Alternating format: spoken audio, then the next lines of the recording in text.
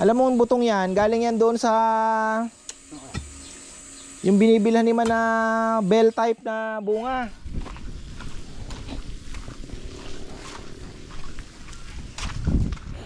Tagang puro scrap ang ginamit ah.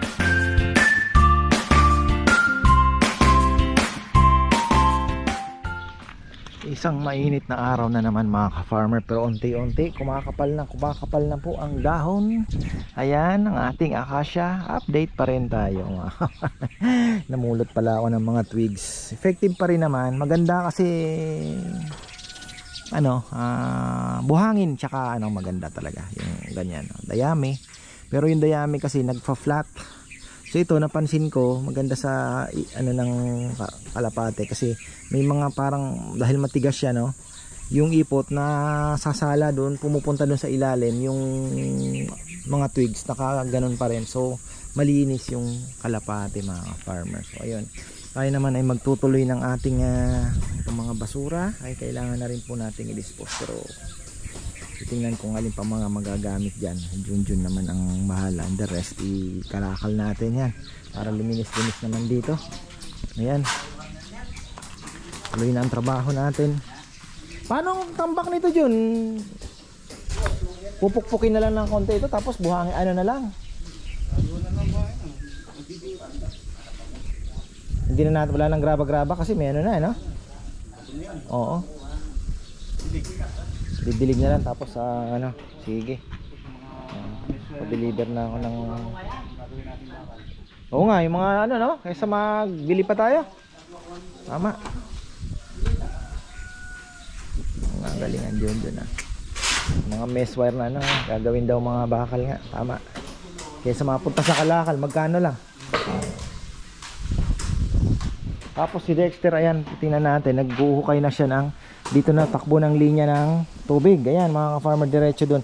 So saan si Rambo kukuha ng tubig papuntang baboy kung sakali? Doon ka na daw kukuha. Mabagay, mas mabilis. Pero dapat malakas pa rin ha?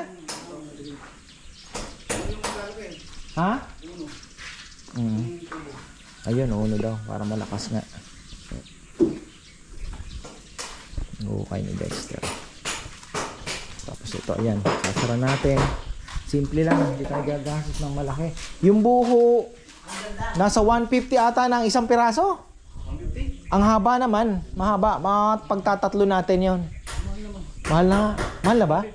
Parang ganon. Wala naman siguro wala ba? Si Kuya Meds kasi sabi mga 150 siguro siguro baka yung isang tali. Hindi. Tali, mahal naman, mura. Titingnan natin, mako-confirm ko mamaya. Puntahan ko si James. Pero kung 150, napakamahal naman Kawayan na yun Kawayan mo na lang. Oo, kawayan na yun. Sawali, pwede rin. May choice naman tayo. Okay, ayan.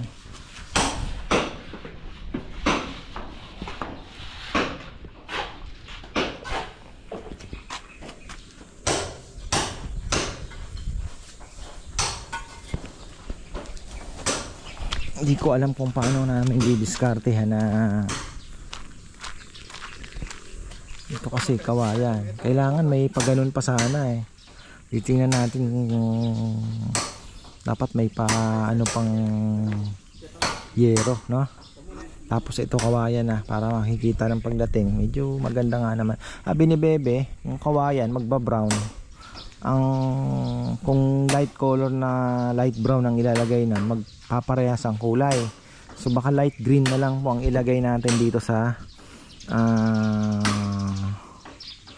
ating ito, yung mga semento na yan na palibot tapos nakapatong kawayan. Pwede rin naman yung lang light colors lang mga farmer, neutral. Pati ito papalitan na rin natin yan kasi nga malungkot ang kulay. So magpapalit tayo.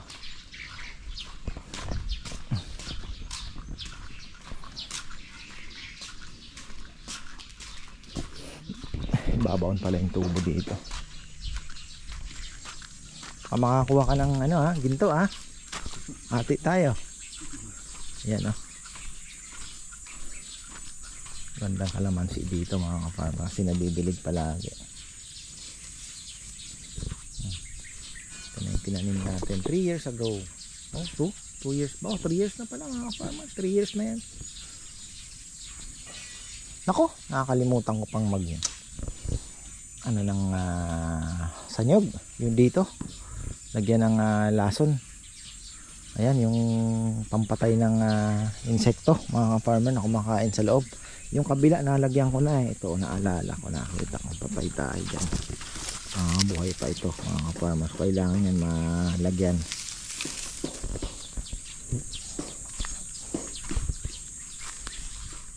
Ilang PVC yung dadaan dyan kuya?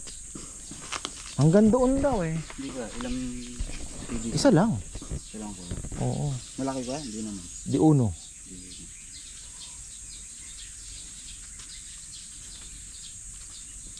Bulaklak na pala yung ano yung Mangga kuya?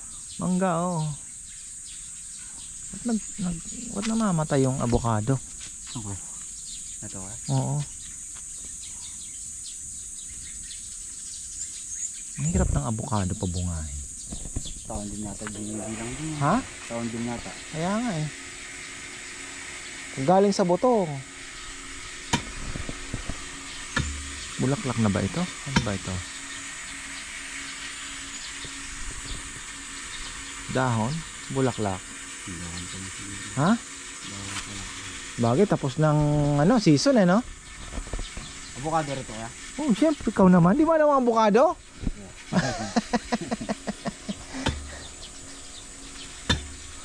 Avocado yan. Sarap yan Alam mo yung butong yan, galing yan doon sa yung binibilhan ni man na bell type na bunga. Dito lang sa may malapit kina Barakaw, kina Kuya Vic. Malapit sa bahay ni Gay.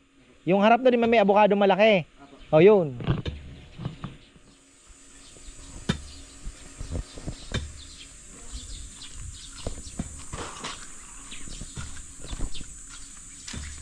Ayan, ikot-ikutan natin yung mga kalamansi natin mga farmer. Ito lagi nadidilig. Pero ano pa din grabe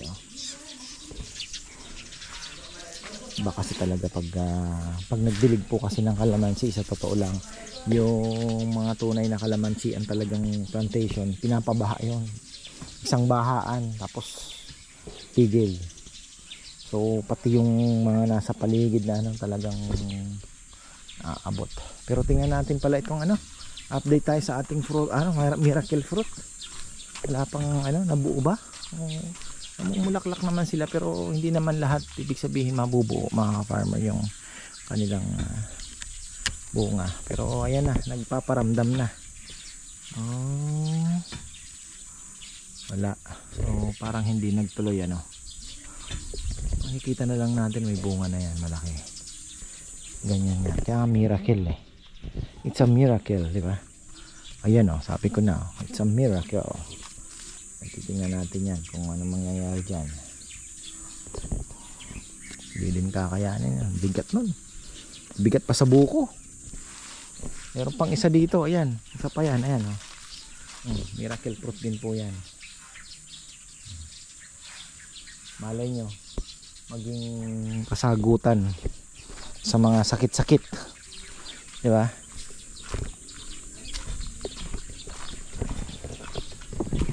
Po, tapos na ang trabaho niya. Meron tayo isang lechon kanina, dineliver. Ayan, hopefully madagdagan pa. Medyo matumal tayo mga ka-farmer, kaya ito pinupush natin.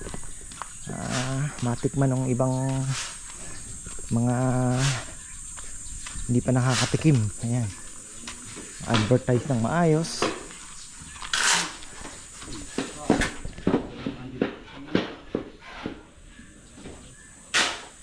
Si Nikki, kailan ang kasal ni Nikki? Kailan kasal mo, Nick? Nakita ko pa, my day ka na lang nakikita ni Junjun, napapailing si Junjun.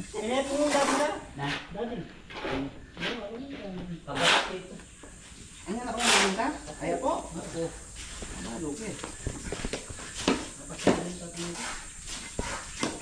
Malaki na? Sabagay, sa'yo naman ata yung bahay nyo. May bahay ka na. Ne? Oh.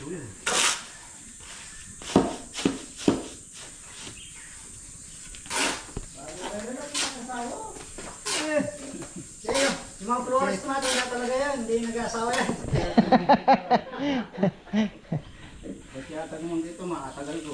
Dami flores na. Kuha na nila ako yung paniform. Hindi sana mag-gita lang dala. At yun yung magpita ni Rosa. Ano Rosa? Kasi kumari ako panwala yun. Yan.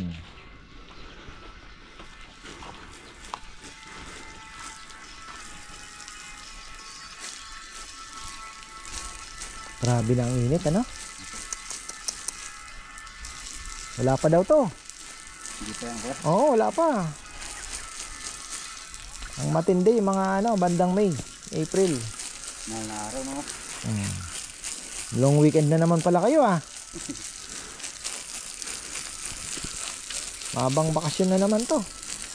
Meron pa naman si ate mong Pinoy na ano na Ano?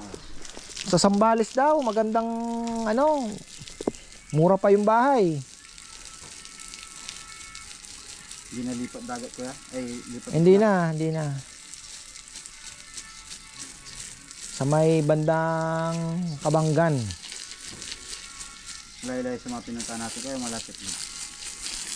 Mas malayo yung Kasapsapan, syempre.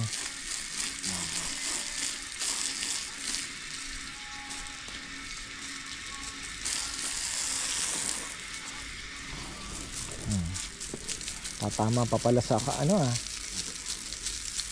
Ano ka? Hindi naman gano'ng kalalim na ka. Yung tubo lang naman. Oh.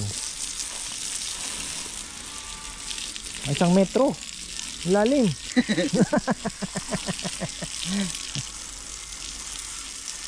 Kailangan tandaan ninyo yan. Baka mamaya maghukay-hukay kayo dyan. Matatamaan. Di ba?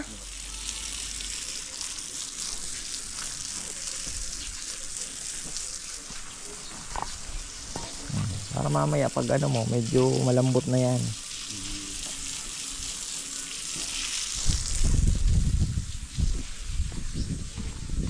Sobrang tigas na ng lupa. Oh.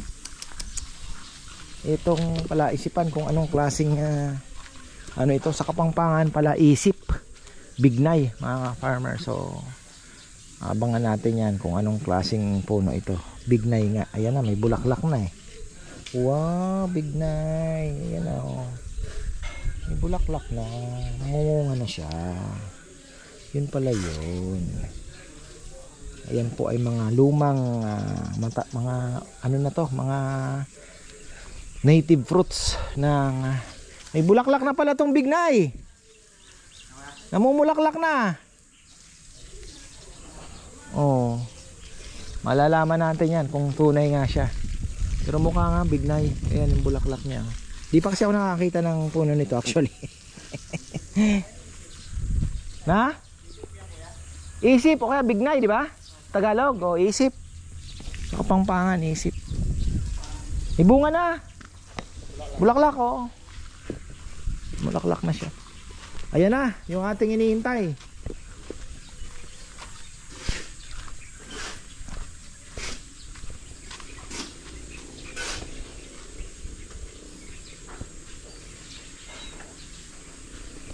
Galing pala ako kina Kuya Mitz kahapon. Ang gaganda ng kubo niya. Meron siyang 35,000. Ang ganda, maluwag pa dito. Mga ka-farmer. 35,000 lang. Mas maluwag pa dito. Ngayon, pag kayo magpapagawa ng kubo, may budget pa rin naman po mga ka-farmer, pa-tiles nyo na. Kasi iba talaga yung tiles. Tingnan nyo. Oh. 'Di ba? Iba eh. Hindi po basta-basta, hindi kagaya nung bamboo ang ano, ganito. Eh mabilis pong masira, aapakan syempre, 'di ba? Pag inaapakan mo, mas mabilis sira. Kaya mas maganda pong i-tiles nyo na. Kuhanin nyo na yung sukat. Maganda i-tiles nyo na muna, and then bigay nyo yung sukat kay Kuya Mitch. O, si Kuya Mitch na ang bahalang ano nun, mag adjust. Ito kailangan naming ano to, pinturahan, barnisan uli. Para mas maganda uli mga ano yan. Pag akyat ng dalawa, pagka matapos na doon, mga gagawin yung lamesa, dito na sila, may mintura na kami. Ito pwede na rin natin pinturahan to para maganda yung ano.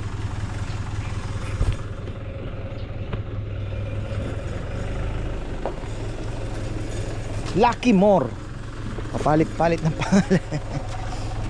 Dati Apalit Construction, naging Lucky. Ha? Yung blocks daw, yun. Yung blocks. Dito na lang daw. Dito no.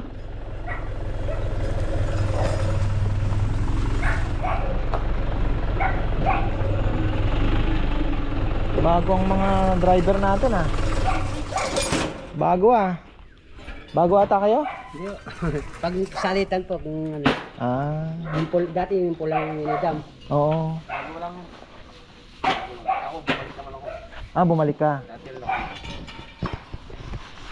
Parang panakip butas lang ang Lucky More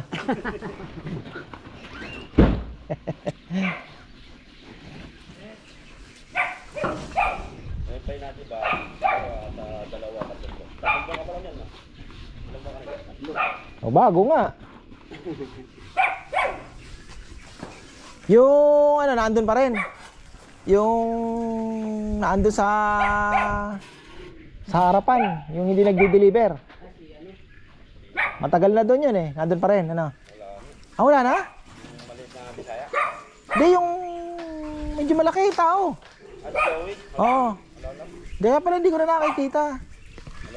Wala na din.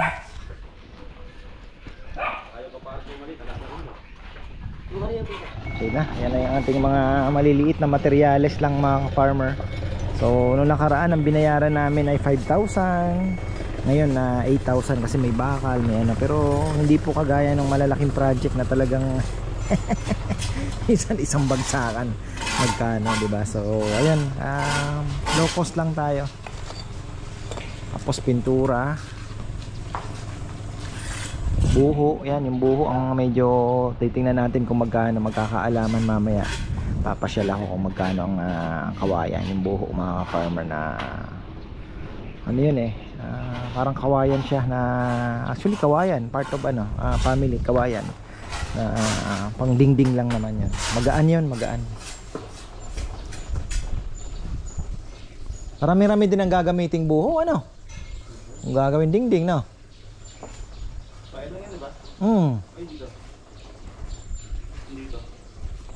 Gusto ko nga screen na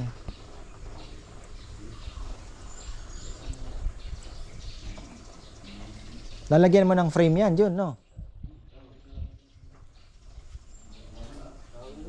Simple lang na ano.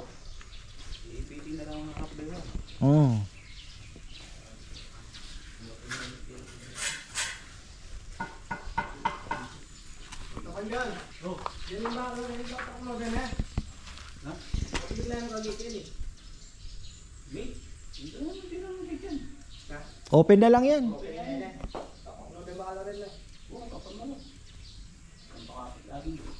Baka makasugat pa yan.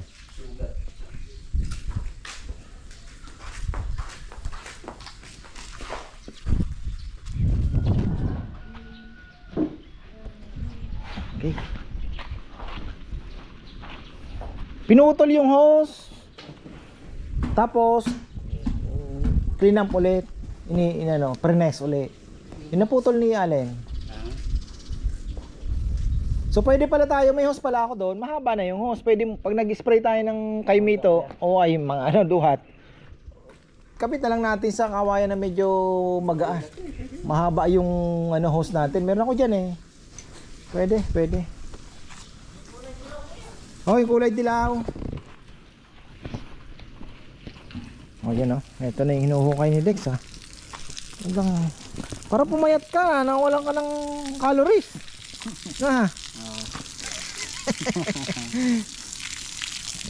May bunga na tong bignay. Loko to ah. Oh, yun mo. Bignay nga isip. Ay. Tamis yung bunga niya ba? Maliliit na ano eh. Kulay pala. Oh, kulay pula. Mga native ano na yan. Iba hindi na alam yan eh. Dati, uso sa eskwela. Na? Uso sa eskwela. Dati. Ngayon, Wala nga sa eskwela. pinagpuputol na yata yung mga ganyan. Tamis-tamis yan eh. Ginagawa pang wine, bignay.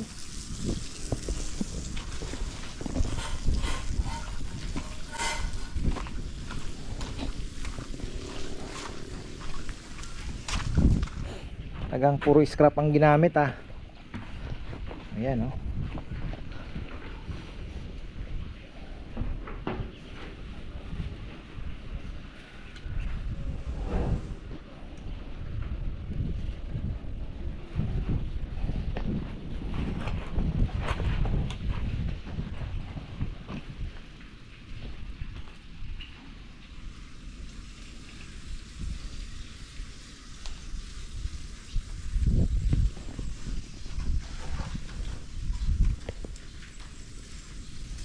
$250 isang bundle. Yun.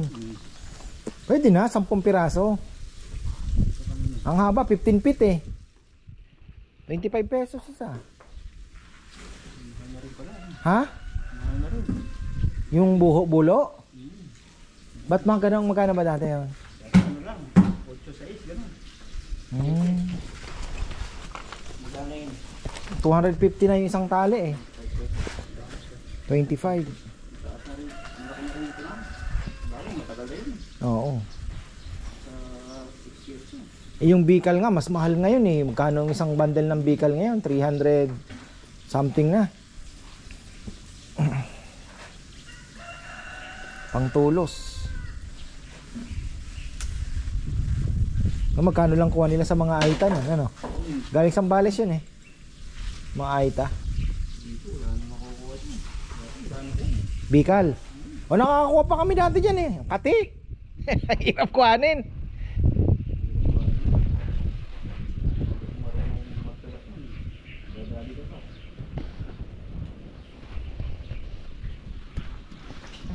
Ayan na. So dito daw po yung parang maliit na cashier. Nga naman ano. So ang ano na lang dyan, makapagpaabang ako kay Junjun na maanuhan po ito, malagyan ng screen. Ayan. Ito, pinturahan din natin yan ng light green. Sabi ni Bebe, light green daw. Hindi ko lang po alam kung magbabago pa isip niya. Kasi nga yung bulo, magba-brown yun eh. Magla-light brown yun pag natuyo na. So at least may contrast po sila, green and brown. Nature pa din po ang kulay niyan.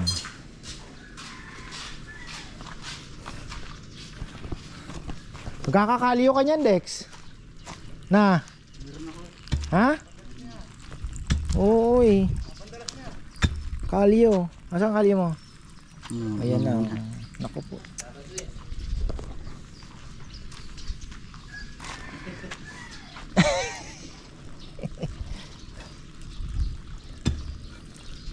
Grabe ang lupa oh.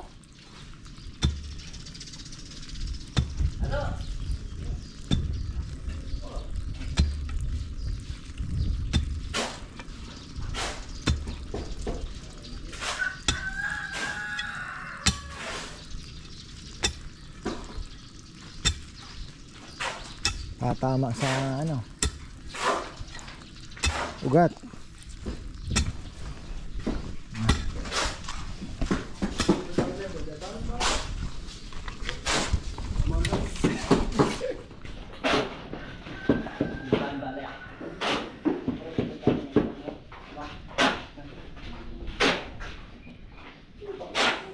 Pang semento. Ayos yan. Di ko pa pala natanong. So yan 250 pala. Ayun, tama ba? O yan 250. Tapos yung ano, hindi pa ako nakapagtanong. Yung stainless na lang pang ilalagay dyan. Para hindi nagagawa ng lababo. Yung ready made na. Tama nga naman. Tapos yung CR doon na lang po muna gagamitin. Ayusin naman yung loob na yan. Okay naman pala yung flash kompleto, so kaunting remedyo pa.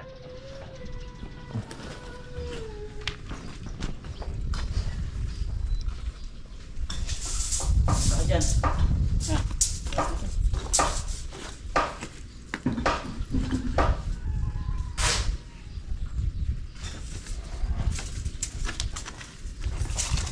So itong mga anong yan, puputulin mo, gagawin nating ano dito, suporta sa flooring. Sayang din yung mga bakal, ano. Oo. Daming bakal yan, no.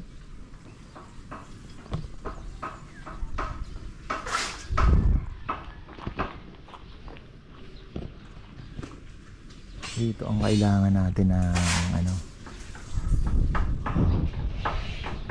Dati naka CCTV dito mga farmer. Way back ilang taon na, ayan, no. Yan, mga CCTV namin yan. Nasunog yung main control. So ayun, napabayaan na. Pero ayan yung mga camera. Ano yan, may night vision yan. Pero ngayon papakabit tayo ng router dito, ano, mesh. Kasi may internet naman na si Rambo. So patatakboy na lang dito yan. Dito. So yun, may CCTV na tayo. Bilis na lang po yung CCTV ngayon.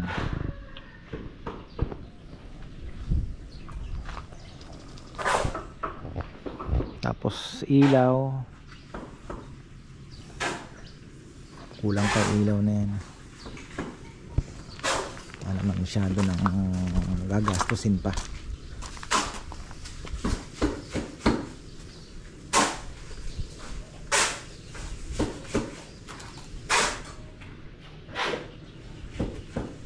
Instead of view deck ang gagawin mga farmer, sabi ko sa kanan muna. Pwede naman tayong gumawa ng kubo na muna dito, kasi yun mas magagamit. Sa kanan view deck, luho na lang yan eh. So itong kubo dito mas maganda. Katapos po niyan pag weekdays, so ano naman, may sisingit natin. Kahit dito isang munang kubo diyan, oh. Ayusin natin yan, tayo tayo ng kubo dyan. Si Kuya Mitz naman po ay na kontrata ko na siyang magbububong. So purong bakal po ang gagamitin natin, na purong bakal na ano, yung trusses niya bakal na po ang gagamitin natin, kaya mas maganda. Tapos pawid, pero hindi ko na ipapalong span, gastos na masyado. Maganda din naman po yung kahit pag nasa labas ka nakikita yung kubo na nipa pa din yung ano, no, yung bubong niya.